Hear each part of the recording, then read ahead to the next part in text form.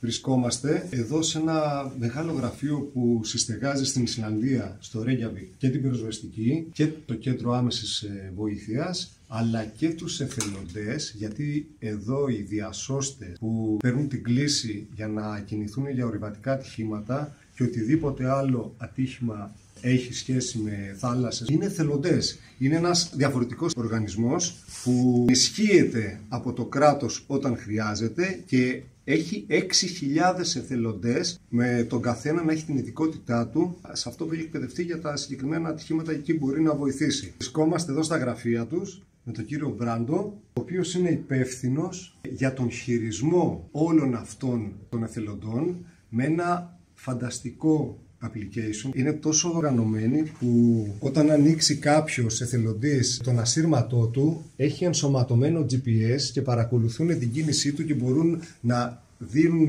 εντολές και οδηγίες μέσα από αυτό το κέντρο εδώ που βλέπετε. Τα ελικόπτερα που διαθέτει το κράτος τα παρέχει ανά πάσα στιγμή στους εθελοντές εδώ της διάσωσης, που συνεργάζονται φυσικά και με τους κρατικούς φορείς και με την πυροσβεστική και οτιδήποτε άλλο, και μπορούν να επέμβουν σε 1/4 εάν είναι σε ώρα εχμής, δηλαδή δεν κοιμούνται οι πιλότοι, δεν ξεκουράζονται.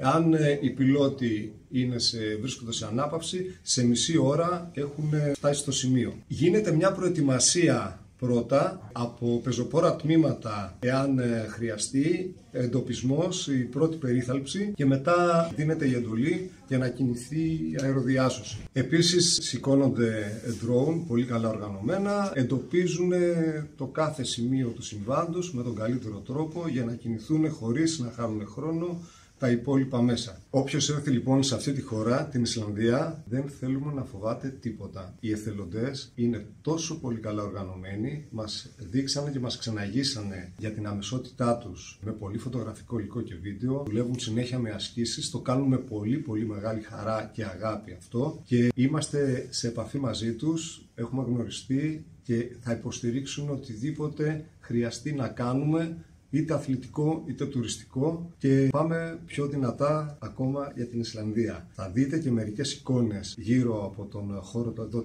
της μονάδας τους για να πάρετε μια ακόμα περισσότερη πληροφόρηση. Ευχαριστούμε πάρα πολύ για την ξενάγηση. Thank you very much for all. Okay. Like, if you need anything, like when you come to Greece, we'll be in touch. Yeah. And of course, what the guy said, they are very excited about your organization. They will give a lot of ideas to the Greek departments. So this is going to be very helpful also for our country to make more updates in their organizations. And we'll meet in the conference. Yes, in Thessaloniki. Yeah. Or maybe in Iceland also.